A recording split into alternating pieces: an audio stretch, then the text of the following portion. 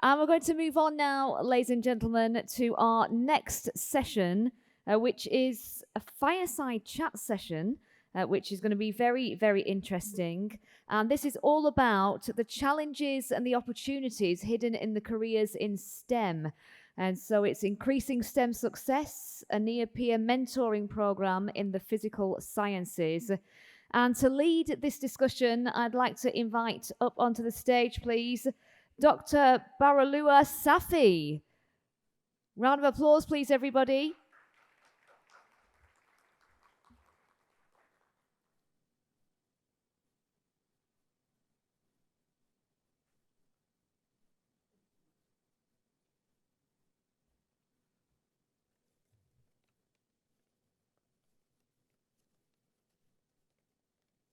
Yeah, very good afternoon.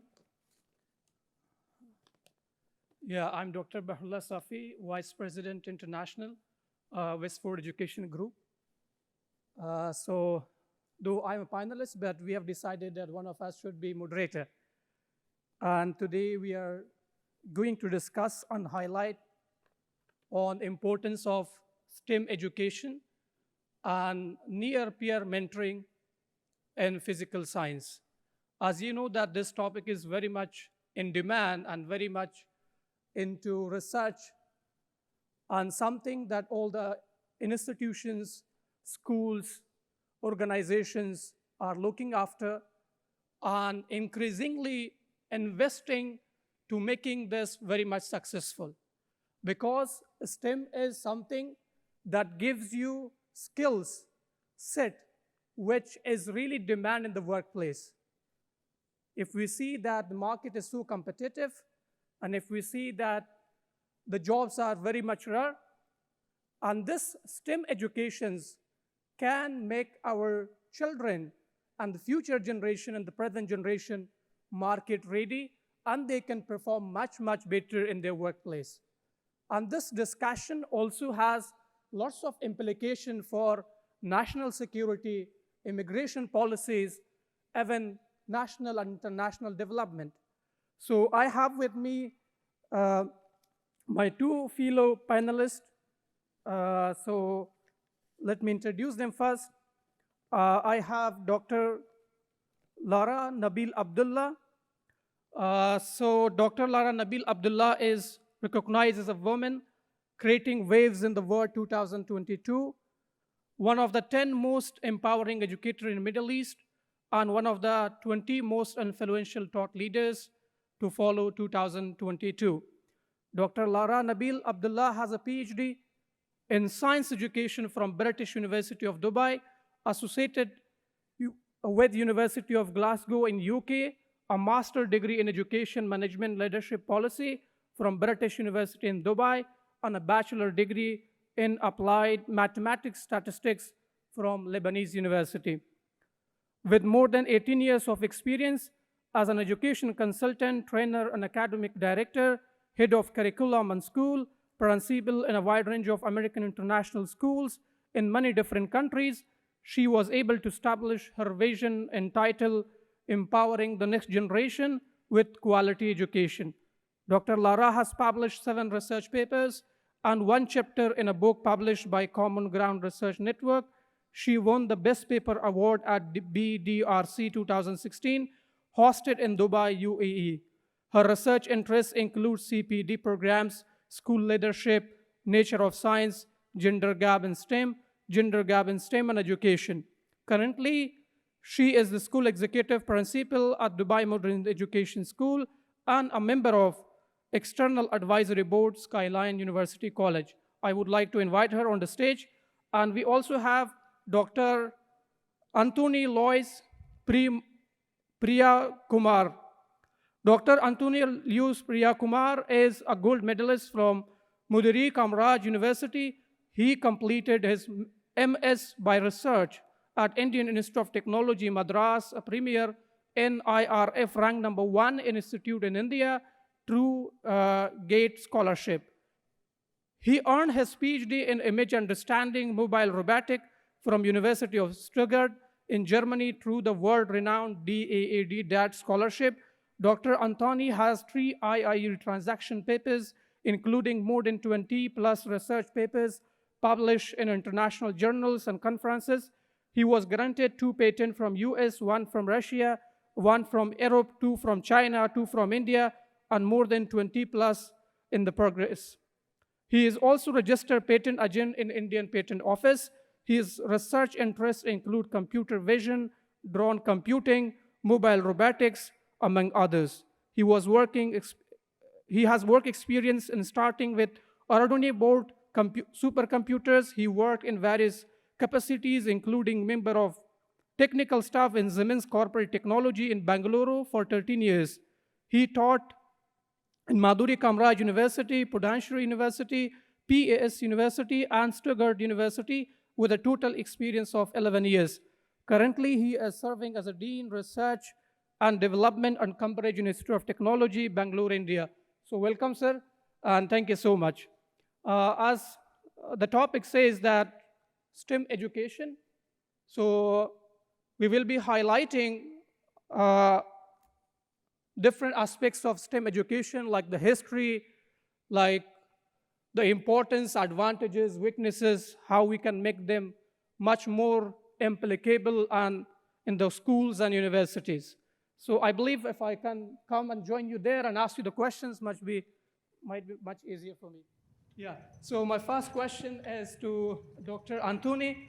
Doctor, could you tell me about how do you see the importance of STEM education? Yeah. Good afternoon to everyone. One of the major outcomes, what we expect from education is that the graduation, because it's very important. We don't want to give paper degrees. Gone are the days receiving paper degrees. We want to give each student a life he can lead very peacefully, joyfully, like we are leading. Okay? So this is the most important thing that we wanted to give. So how is STEM helping us? If you see that, you can go to the Google and then see job opportunities are more for STEM students. I'm not saying other students should not work or should be worried about anything else. No, STEM student also, the salary component is more. So there is a need also. For example, if you are hearing what I'm speaking, it's through science, engineering, technology. I think it is live streamed in the YouTube. Everybody, I hope my wife views it, I think. I sent her a link. I hope she's free. Everything is through science, engineering, and technology. Okay? So there is a need, like our moderator said, including national security. So many things depend on STEM. If you want your country to be stronger, you have to make your STEM stronger. Yeah, thank you so much. And Dr. Lara, do you want to add something? First of all, I would like to highlight on a lesson that we all learned from, which is the pandemic that hit the whole global universe. Post to the COVID, we have learned a very big lesson that fixed things do not exist. We have to be ready for the ever-changing universe. In a blink of an eye, all our lives changed.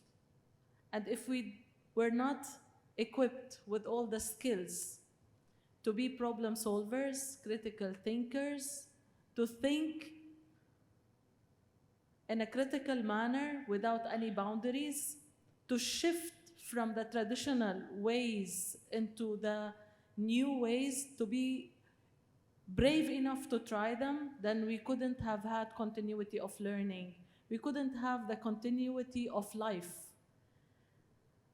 We were raised up in schools where education was only given in classrooms. During the pandemic, we learned that the classroom is not the only venue that will gather the students with the teachers. We have been calling to integrate technology, to embed technology in the curriculum and the teaching and learning schools and universities. In one day and one night, we were all relying totally and absolutely on technology in order to fulfill all our daily needs and to continue with education. So from that point, and based on what we have experienced, all of us together, I do believe that STEM becomes a reality. It's a must, it's not an option. We all need to develop our skills. We cannot avoid technology, it's the biggest part of our life. We all switched into the e-services, whether be it in education or not. So unless we were equipped with the needed skills, then we would not have continued as human beings on Earth. Yeah, thank you so much. In your answer, you said that critical thinking is very important for students. So could you elaborate more, like what are the pathways or what can be done in order to increase or motivate students towards STEM education that can lead students to learn more about critical thinkings and other skills, which is evolve of STEM? I do believe that STEM is not about the standards, and it's not about the set of learning targets that we want to set for the students. It's about the experience that you create for them. I would like to highlight on a practice and on a certain experience lived in the US, establishing the T-STEM schools in Texas. It was a project that was initiated a couple of years ago, and it started as a pilot, where those schools were established for students who have shown the interest in sciences and math. All their study was focused on sciences and maths. And this yielded a lot of fruitful results. For us to be able to have a real STEM education, it's a must that we create the suitable venues like robotics labs, like Lego labs, like 3D printer labs. We have to book a specific time in the timetable of the school in order to allow students to have the experience. They cannot learn it through a book or from a lecture. They have to live it, they have to do it, they have to experience it. So we need the equipments, we need the approach.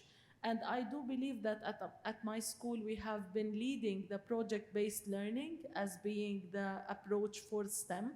And our students, they model. This is how we know that they are learning. They create things, they demonstrate it through modeling, through creating new kind of shapes and projects that demonstrate whether they knew the STEM standards or not. Yeah, thank you so much. You want to add something, sir? Yes.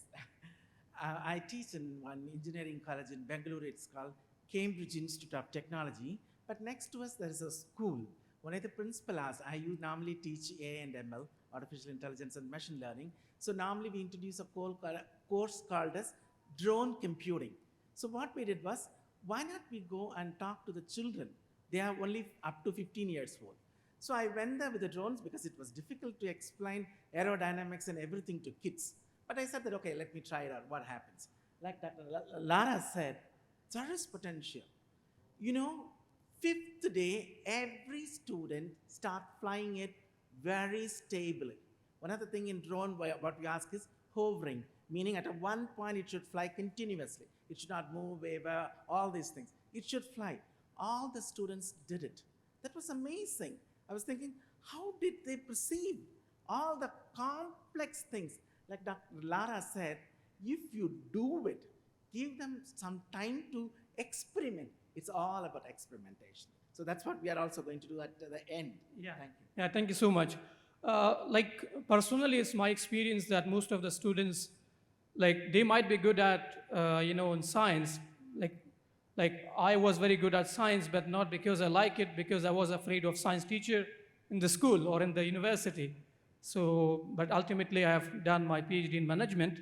But when you see my transcript, I have very good marks in science.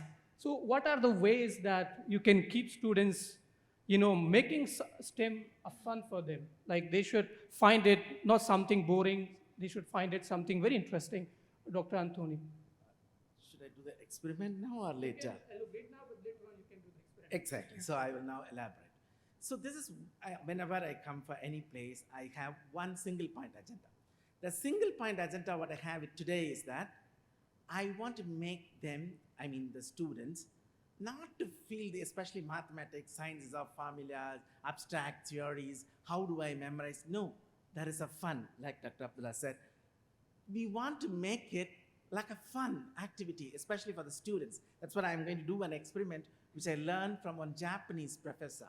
I will do it at the end, but for the time being, the point is, if we as teachers sit together, there are a lot of things, B to B, C to C. I want to put it T to T, teachers to teachers. Let us help each other. That's one of the things. Pia, Nia, Nia, Pia. We are all putting all these things. Let us work together as teachers. Whatever you learn, please share it with us. Whatever I have learned, you take it. Let's work together, create a system so that teachers to teacher, there is a good connection. And at the end, our students are benefited. Like I benefited from Professor Tatashi Tokida. I may be mispronouncing his word. I apologize for that. To that professor especially. Very brilliant person. I will do the experiment. You will also enjoy, I suppose. Yes, thank you so much. Dr. Lara, you want to add something on this? I do believe that the attraction of students to the STEM career and STEM sciences as an education starts from trying to do a diagnostic assessment in order to see whether they are lenient towards that or not. Discovering the talents from the youth rather than waiting until we reach the high school in order to check whether they would like to major in it or not. Something that I would like to mention here when it comes to the success in STEM is trying to allow students to do mistakes for themselves and to acknowledge that they are more advanced than us when it comes to technology.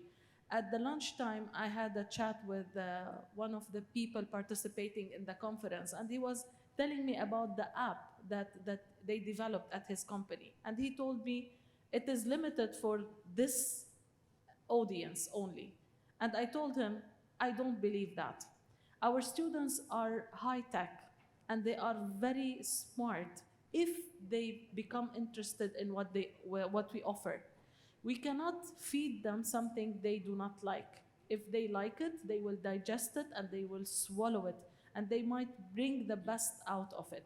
So I do believe that building on the interest that they have, the skills that they have, will definitely make them engaged.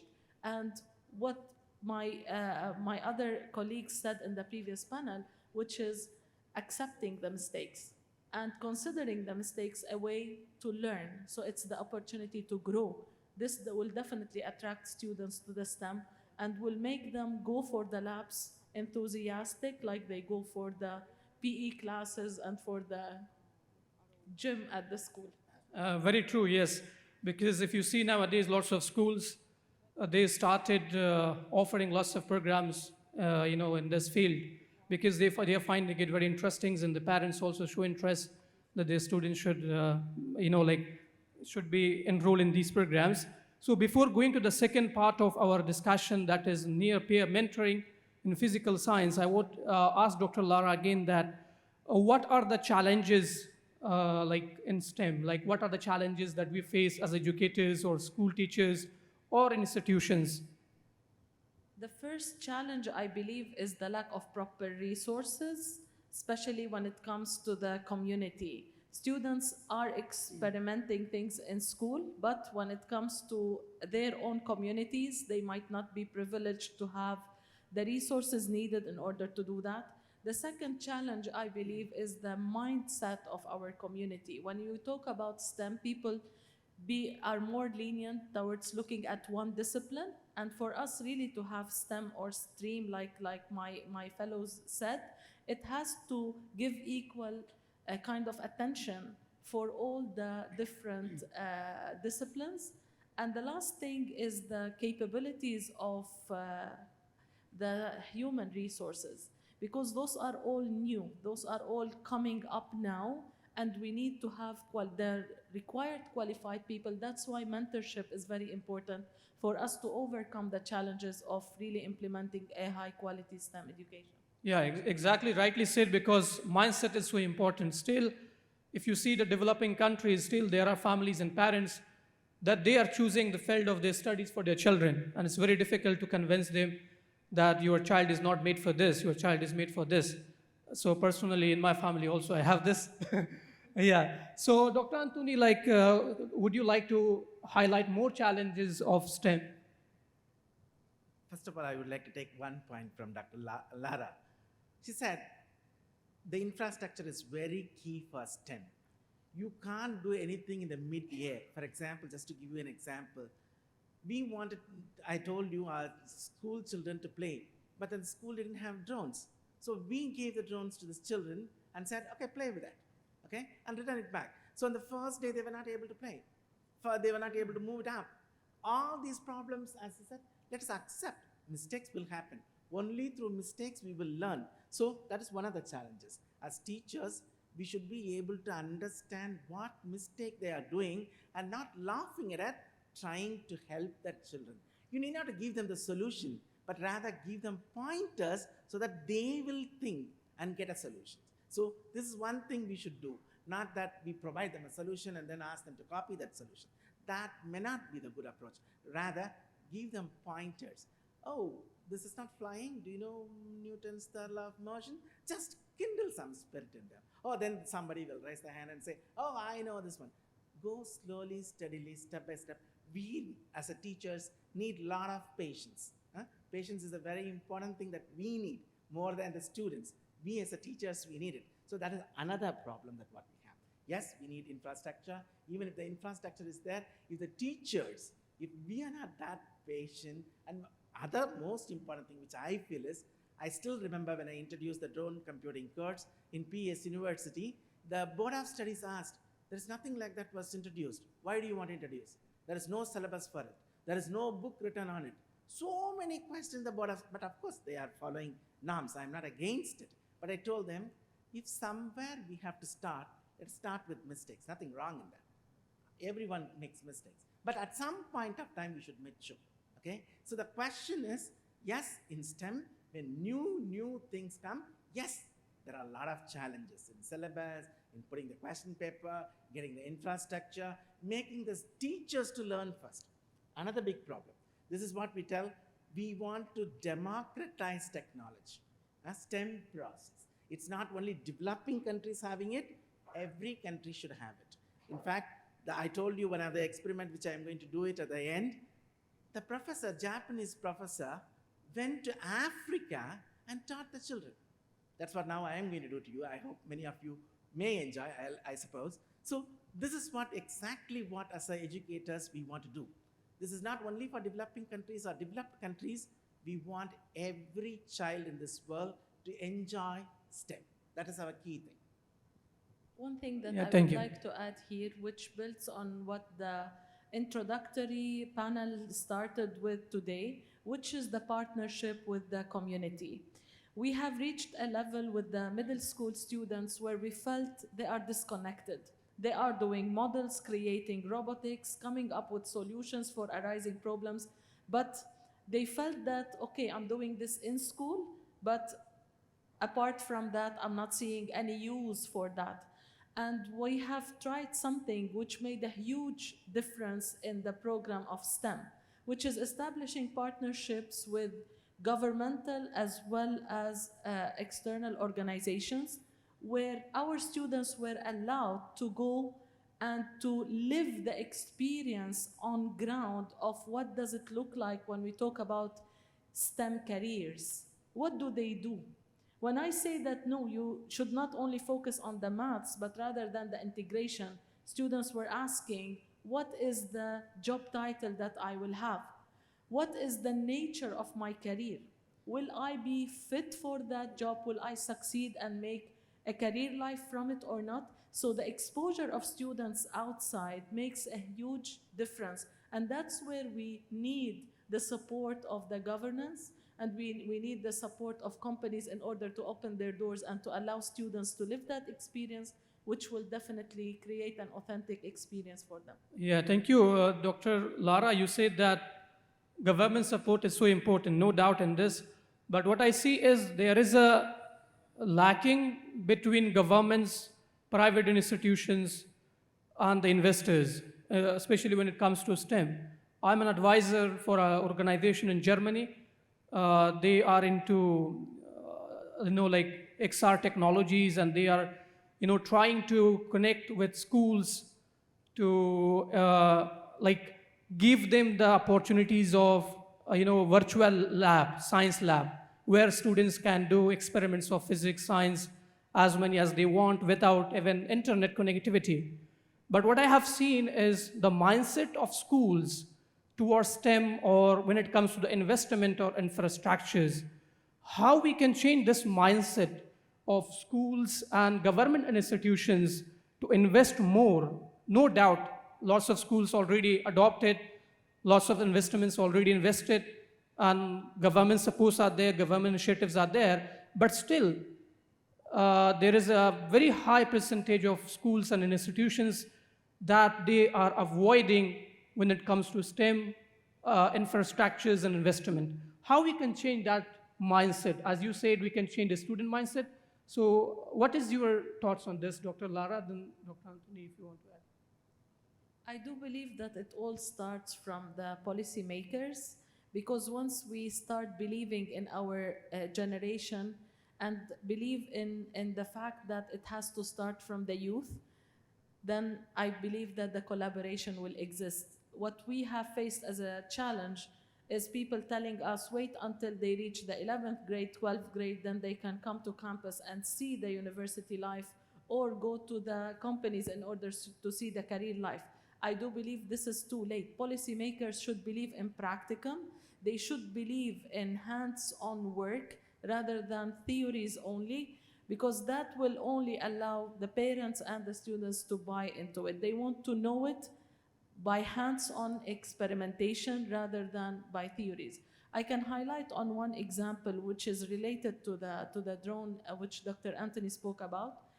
Offering a course about aviation opened the door for students to visit the airport. They have seen how the life of the employees is on ground in Dubai airport, and what is it that they needed in order to succeed, what are the skills that they have to develop further, the language acquisition, dealing with people, what the communication skills required, and this gave them the essence to come and pursue more elective courses, which they felt they need if they want to be successful. Yes, Dr. Antony. Yes, just to give you an example. Currently, we are working on one of the problems. This is something like this. Our central aim is we don't want STEM to be a thing of the elitist of the society to use. We want the bottom of the pyramid to use this. This is the central thing. So we are now currently working with one Fortune 500 company named as Train Technologies. They work on climate change. They work a lot on climate-related things. So we said that, how do we help? So we looked into one of the strange problems what we have in India. I think many of the countries which are really hot, I mean temperature-wise. So the vegetable vendors. The vegetable vendors, they put the vegetable on the cart and move around the streets to sell. But the problem is, due to the sun, which is really hot in my country, I hope in Dubai also we may have a similar situation, so the weight loss happens. So he purchases 10 kilo, but at the end of the day, he may be able to sell only 9.5 kilo. 0.5 kilo is lost in the evaporation. So we said that, okay, he's the poorest guy. He's working on less than 10% margin. How do we help him out? So also one thing you should have in mind, he's roaming around. And also he cannot afford for a refrigerator or anything. Then Stanford University came out with a wonderful technology. Just Google it, sky cooling technology, SKYCOOL, sky cooling technology. Simple thing. Just one particular film has to be pasted. Just to paste this thing, it reflects the sun rays, especially in the IR spectrum, so that below this, we have observed up to 5 to 8 degree change happens. 5 to 8, no electricity. No electricity. Now, I'm very happy to say, UNDP has taken up this project. They are going to put it in Africa and many other countries. Now, coming back to the point what Dr. Lara mentioned, the government, Indian government, has given, there is one small district near Bangalore, where I come from, in India, Kolar district is there, where a lot of vegetables are there. The government has sanctioned a huge amount so that people can work on vegetable vendors, especially street cut people. So there is some money is available. Only thing is that the STEM people should come out of their lab and try to go to the street and see what is happening, whether I can apply my one of the best technologies to the common man, the bottom of the pyramid. Will he be able to use my technology? Is my technology affordable for him? This is the question that we want to see. Yes, thank you so much. Now let's discuss about the second part of our discussion, that is mentors, because we have highlighted lots of things related to STEM.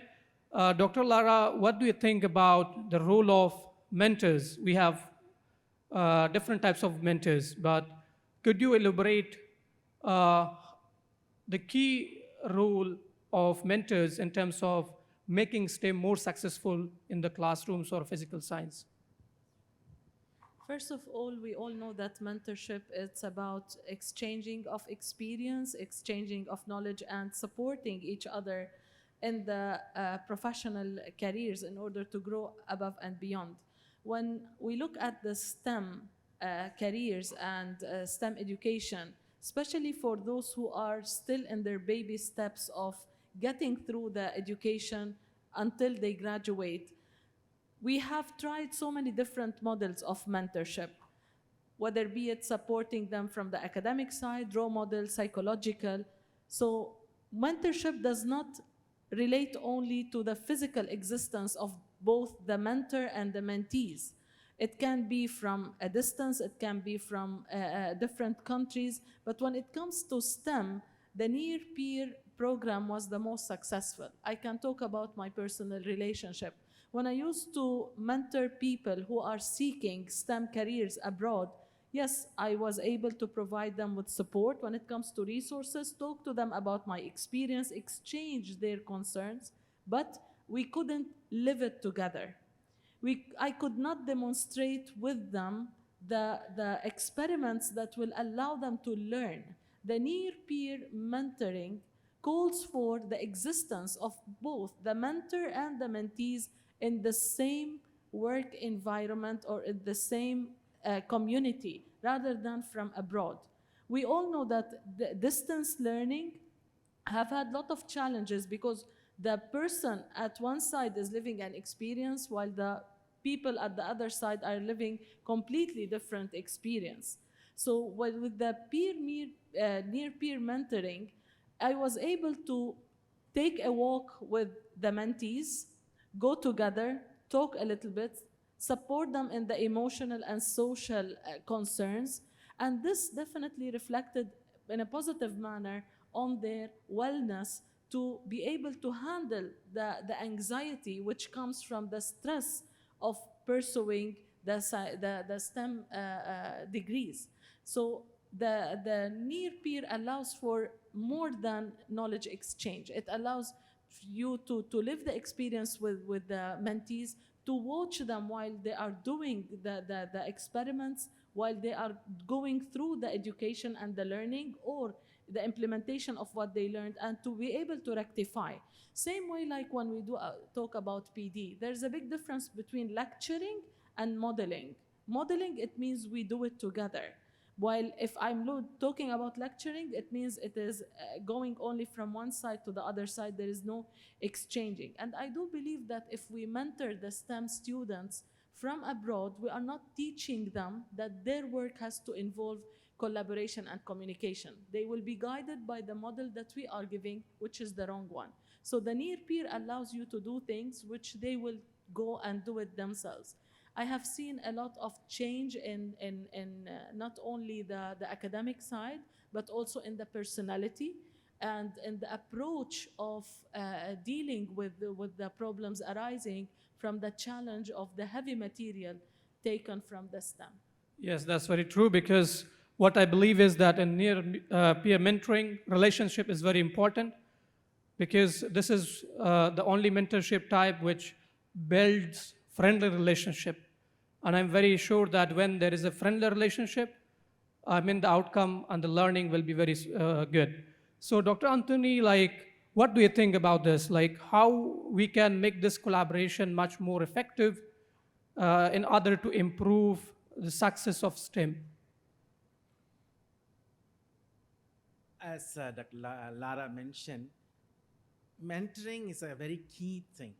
And that too, near peer or peer who is near, that's very important, because one common thing between science, technology, engineering, even in mathematics, is experimentation. Unless you do a lot of experiments, you will not gain any knowledge. The experimentation is a key thing. In the experimentation, one of the most important things is observing it. Probably the kid missed it. Maybe the person who is nearby only can check it. Yes, there's nothing wrong in learning from, I learned this new experiment from Professor Tatashi Tokaida. A lot of things can be learned from many people, but then one who is near to me is the one who is going to help me to find. Tatashi Tokaida doesn't know me, but Dr. Safi and Dr. Lara, who are now sitting, know what's the problem that I have, and they can assist me. This is very, very key in STEM. If you are near, you can observe what the other person is doing, what the other person is missing, what is that you can help him out so that he will be successful. I think that person said success has to be shared. That is very, very key in STEM, and that is possible through mentoring. Yes, thank you so much. But there is no doubt, as a near peer mentor, there might be challenges you face. And I would like to ask Dr. Lara that what are the challenges as a peer mentor one may face when mentoring, students? First of all, when talking about mentoring students, we have to be mindful about the age, and we have to be mindful about the phase that they are going through, because when we mentor people that are our age, it means that we are at the same level, going through the same kind of experience when it comes to age-related issues. When we are mentoring students, we have to be careful about talking or taking them through the next steps when they're still living the experience of being undergraduates. They are still building the small mini blocks. So we have to prevent talking about the challenges that will arise later in order to keep them motivated and engaged. We have to boost their morale, and we have to appraise them for all the small achievements that they are doing. And here I can talk about having more than one definition of excellence. Those students, they want to be appraised for any good thing that they have done or developed or acquired, rather than only look at the end product with them. The challenges can be from the content knowledge, it can be from the implementation of the knowledge and doing the experimentation, and it can be from the society. That's why when we talk about the near peer, we will be able to speak with them the same language. For example, if I am mentoring someone who is in a country which is very cold, with a different climate than my country, that student will be talking about the weather that I am not living, so I will not be able to understand this particular challenge. Dr. Tanya, you agree? And so many other things, such as the expenses of life, the availability of resources, the transportation. So when we mentor people that are close to us, we tend to speak the same language. But with other undergraduate students, we have to be mindful about what they are going through and to try to think about ourselves when we were in their shoes. One of the things that I was asked about 9 years ago, I was speaking in University of East London about the gender gap in STEM, and the fact that 19% only of female in the Middle East are attracted to STEM careers. And one of the audience asked me, how were you able to make it? And this question made me feel puzzled, because I was advocating feminism and the support, and I was talking about the challenges in the Middle East, where I was originally raised. And then I was bombarded with this question, which contradicts at so many different levels what the research papers that I presented myself. So talking about the challenge of bringing up the issues related to the STEM career, also from the gender perspective, you have a lot to say. And this is something that we have to be mindful about when we talk to the undergraduate students, specifically when we're encouraging females to take that path. Yeah, thank you so much. I think we have just 10 minutes, 5 minutes we will take for the experiment and another 5 minutes for questions. And I'm very sure that this topic is very interesting for everybody. So we have to follow the time. Yeah, no problem. So like, can we take some questions or? Yes, please. Yes, please.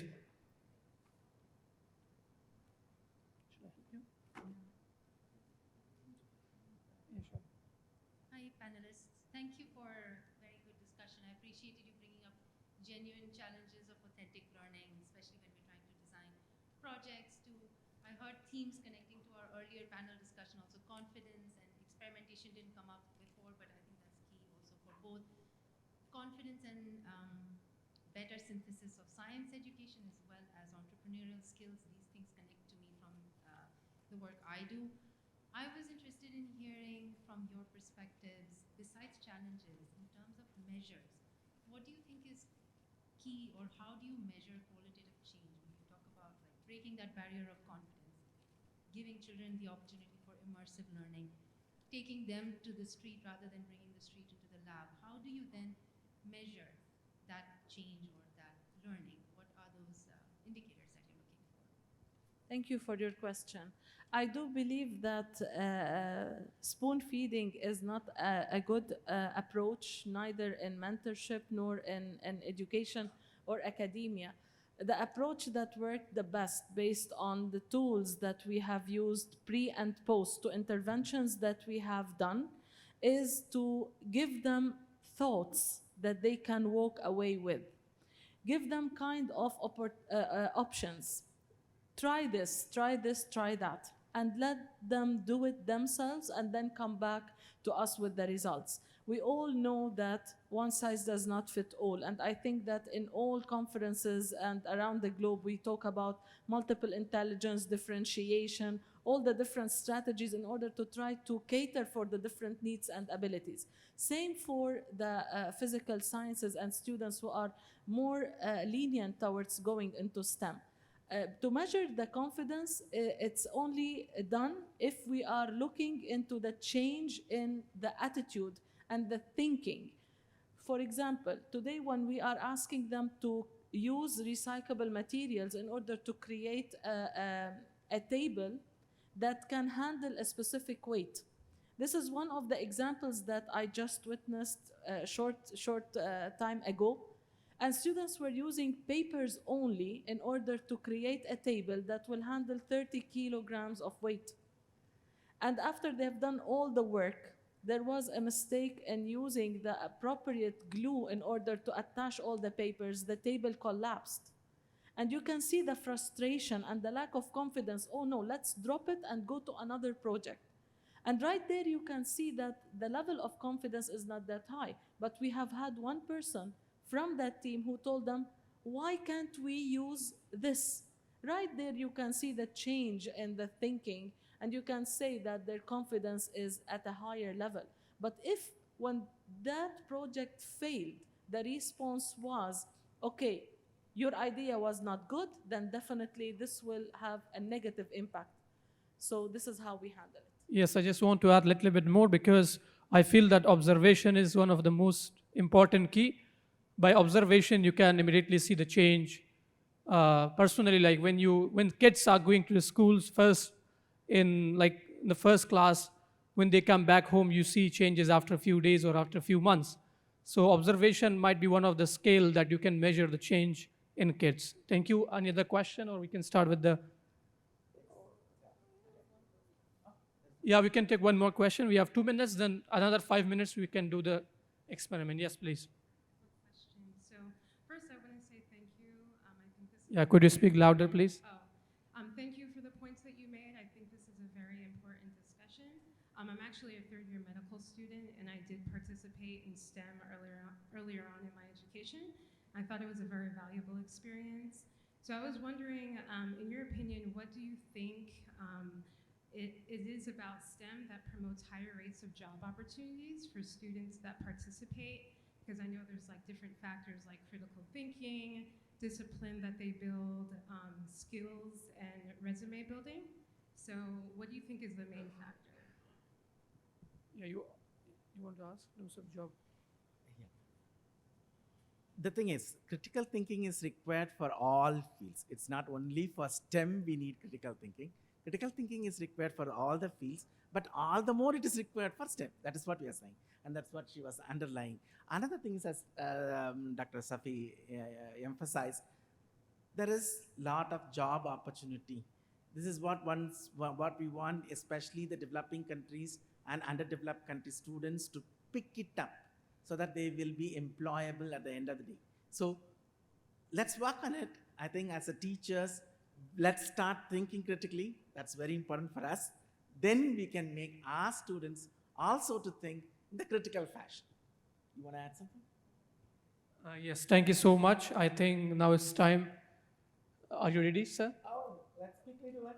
So this I told you, this I learned it from the Japanese professor, Tatashi Tokaido. Anyway, I am mispronouncing his word. I apologize for that. So this is a simple thing. I hope many of you know about Mobius strip. Anyone who knows Mobius strip? Oh, there is one hand up, two hands up. But anyway, it's not that tough. Just what you do is, you take a paper. I'm just, because I don't have the thing to put it, glue to put it. I did it. So put it together. So this will be something like this. Very easy, right? You put the paper round, so it comes like this. So what you do is, if you cut the paper in the middle, okay, then I think somebody should bring all this thing. Yeah, I can help you. So what you do is, you start cutting the paper in the middle. Start cutting the paper in the middle. What do you think at the end? I'm now going to do. What do you think at the end will happen? Do you think that two things will fall apart? How many of you think that two things will fall apart? Oh, one hand is saying. Okay. So I think two things fall apart. Yes. But if you do more, you put all these things together. Sorry.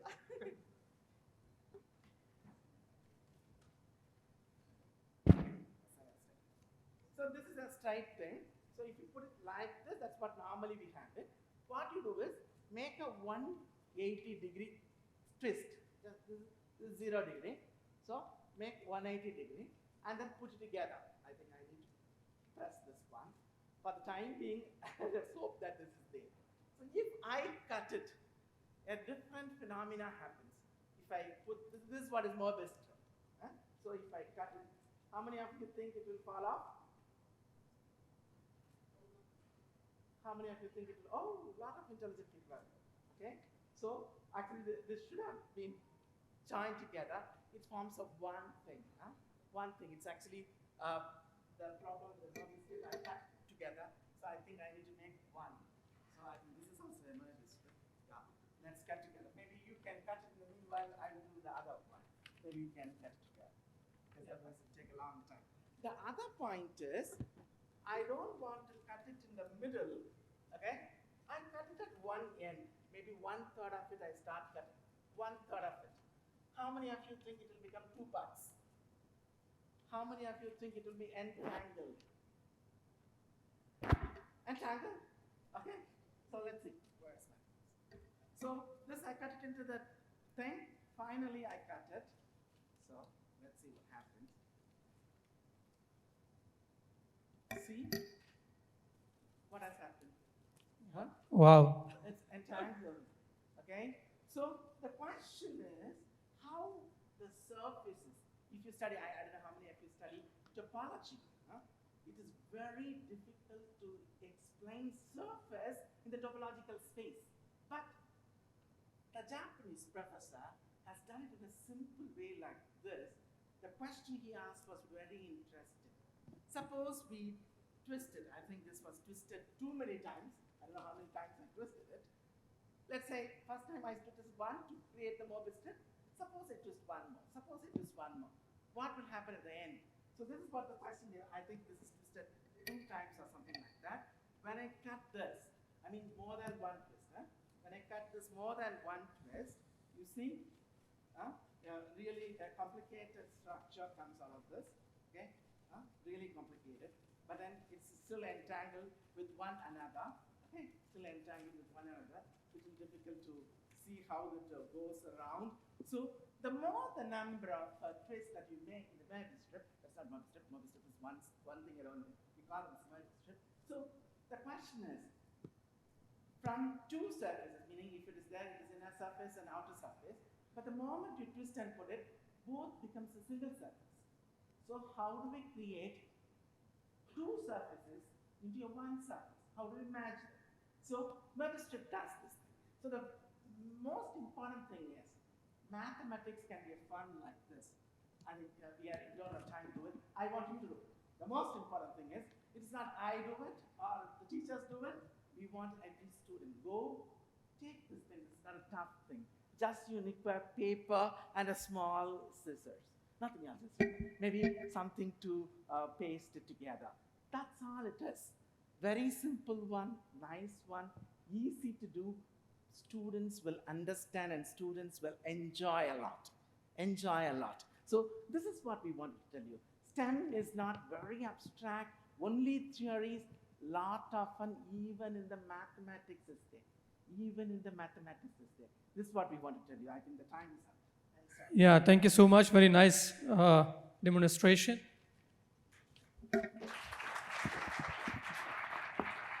I think time is up. Thank you so much for listening to us. Thank you so much. That was absolutely brilliant. A round of applause, please, everybody, for our panel.